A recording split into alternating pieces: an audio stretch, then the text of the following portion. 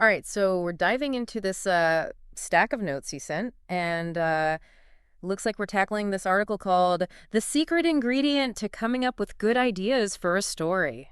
Sounds like fun. Yeah, this should be interesting.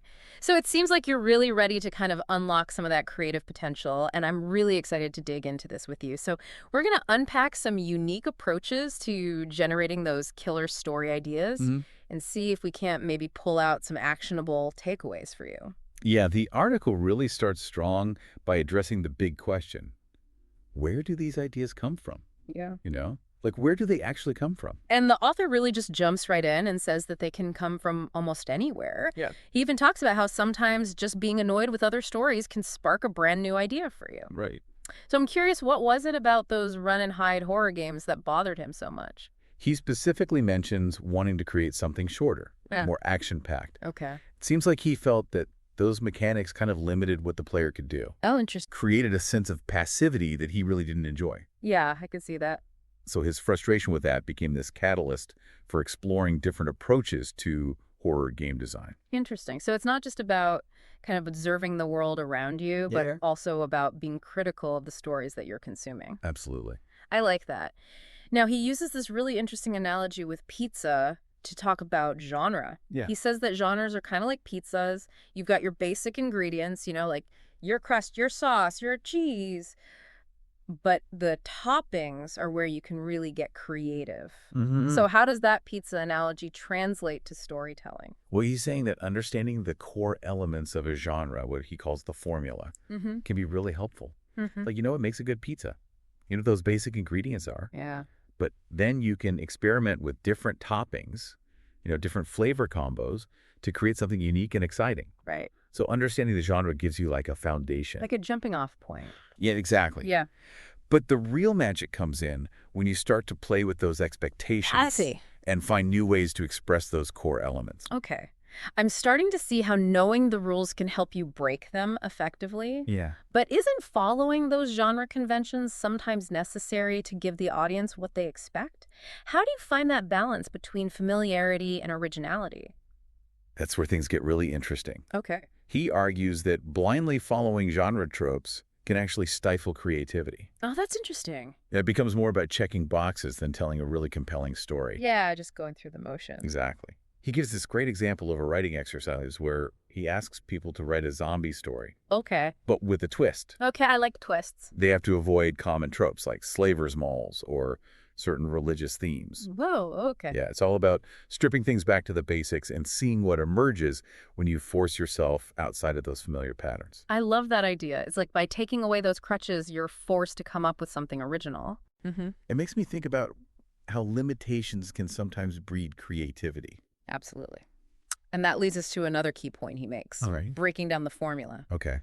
By dissecting successful stories and understanding how those core mechanics work, we gain a deeper understanding of storytelling itself. So you're saying like we take it apart to see how it works? Yeah, it's like taking a clock apart to see how all the gears work together. Okay. You start to see those underlying principles that drive the story. And that understanding can lead to fresh interpretations of familiar genres. I like that. He uses Gears of War as an example of this. Yeah. On the surface, it's a cover-based shooter. But he argues that it's actually a side-scrolling platformer at its core? Yeah. How does that even work? It's about recognizing the underlying structure. Okay. Think about movement in a side-scrolling platformer. Okay. Jumping, dodging obstacles, timing your actions. Those same principles are at play in Gears of War. Oh. Even though it's presented in a totally different visual style and with more complex mechanics. Yeah. They basically took that familiar platforming structure and then reimagined it within the context of a shooter. Wow. That's a really cool way to look at it. It makes you realize that innovation isn't always about inventing something totally new, Right. but finding new ways to combine and remix existing elements. Exactly. And that brings us to another crucial aspect of generating good ideas. Character-driven creativity. Okay, I've heard that term thrown around a lot, but what does that actually mean in practical terms? It's about putting your characters at the heart of the story, Okay. not just thinking about what happens to them, but truly understanding their motivations, their flaws, their desires, Right. and then letting those characters drive the narrative. Okay. It means that the plot unfolds organically based on how your characters would realistically react to those situations they find themselves in. So it's not about forcing them into a pre-planned storyline. Exactly.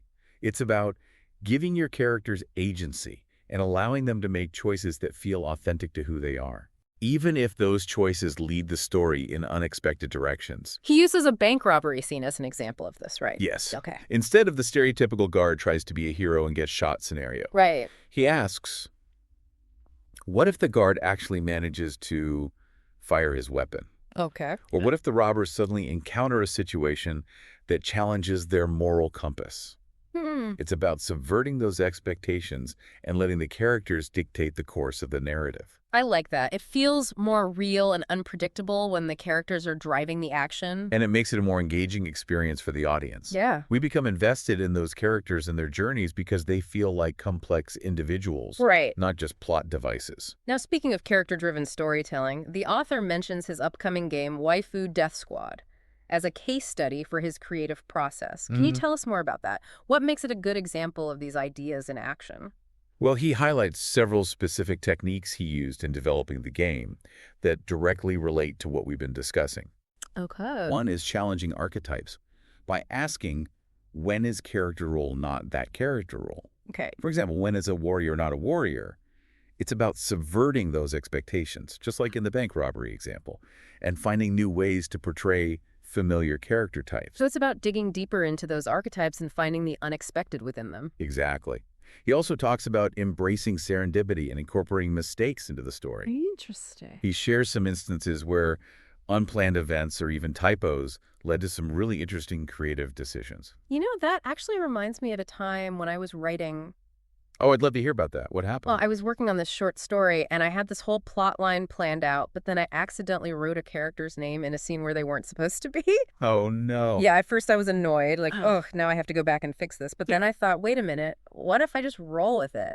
Yeah. And you know what? It actually led to this really cool, unexpected plot twist that I never would have come up with otherwise. That's a perfect example of what he's talking about. Yeah. It's about being open to those moments of serendipity Yay. and seeing where they take you. Sometimes the best ideas come from those unexpected detours. It's like you have to be willing to let go of your precious plan and embrace the chaos a little bit. Exactly. And he also stresses the importance of paying attention to small details and their impact on the narrative. Okay. He talks about how even seemingly insignificant choices can have a ripple effect on the story and how the audience perceives it. So it's not just about the big plot points, Right. but also those subtle nuances that can really bring a story to life. Precisely. It's about crafting a cohesive experience where every detail contributes to the overall tapestry of the narrative. It's those small details that can often make a story feel truly immersive and memorable. It reminds me of that saying, the devil is in the details. Exactly. And to wrap up his advice, he emphasizes the importance of diverse influences. He encourages aspiring storytellers to consume a wide range of media, not just the stuff they already like, Right. but things outside their comfort zone. Yeah. Books, movies, music, even art forms they might not typically gravitate towards. It's about expanding your creative horizons I see. and exposing yourself to new ideas. He specifically mentions the comic Mr. X as an example. What's so special about that particular comic? Well, he points out how it influenced filmmakers like Tim Burton and Terry Gilliam, even though it's not as widely known as some other comics. Okay. It's a great example of how inspiration can come from unexpected sources.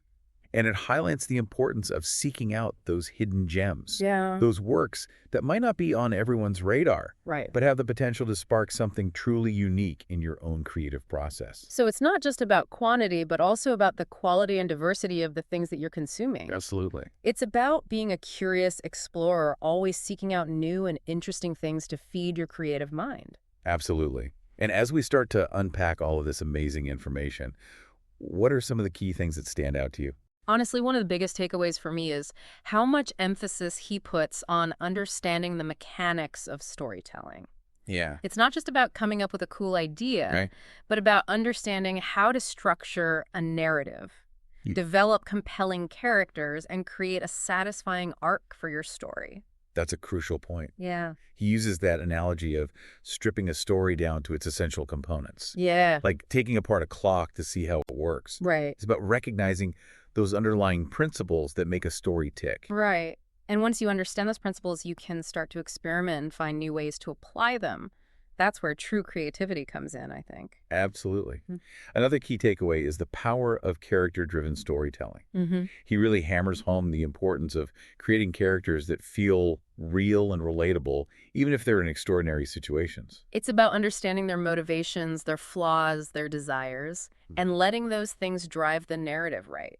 Not forcing them into a predetermined plot, but allowing their actions and reactions to shape the course of the story. Exactly. And he also talks about the importance of embracing mistakes and being open to serendipity. Yeah. Sometimes the best ideas come from those unexpected places. It's about having the flexibility to adapt and incorporate those happy accidents into your creative process. Sometimes those detours lead to the most interesting destinations. It's like he's saying, don't be afraid to break the mold, to try something new, to let go of the reins a little bit and see where your imagination takes you. That's a great way to put it. Yeah. And finally, he stresses the importance of consuming a diverse range of media. Yes. It's about expanding your creative horizons and drawing inspiration from a wide variety of sources. It's about recognizing that every experience you have, every story you consume, every piece of art you encounter, all of it contributes to your creative wellspring. Precisely. So as we wrap up this deep dive, what's one final thought-provoking question you'd like to leave our listener with? Okay, let me see. I think I've got a good one. Think about a story you absolutely love. Now consider this. What unexpected sources might have influenced its creation? Ooh, What seemingly unrelated ideas or experiences might have converged in the writer's mind to give birth to that story? that's such a brilliant question. It really encourages us to think beyond the obvious and consider those hidden connections that might be shaping the stories we love. What books did they read? What movies did they watch? What life experiences did they draw from? It's fascinating to consider. I know, right? I bet if we could peek into the minds of our favorite creators, we'd be amazed by the strange and wonderful tapestry of influences that led to their masterpieces. Absolutely. And that brings us back to one of the core ideas we've been discussing today. Creativity is not a solitary pursuit. Hmm. It's a collaborative process, a fusion of ideas, experiences, and influences. So it's not just about sitting in a room alone waiting for inspiration to strike. Not at all. Yeah. It's about actively engaging with the world around you, consuming diverse forms of art, having conversations, making mistakes, and allowing those experiences to inform and shape your creative expression. I love that. So to our listener, we encourage you to embrace these ideas, experiment, and explore.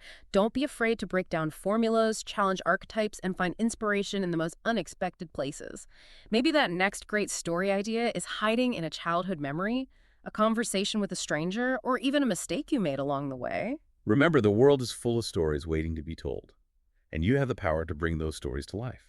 That's it for this deep dive. We hope you found it insightful and inspiring. Until next time, keep those creative sparks flying.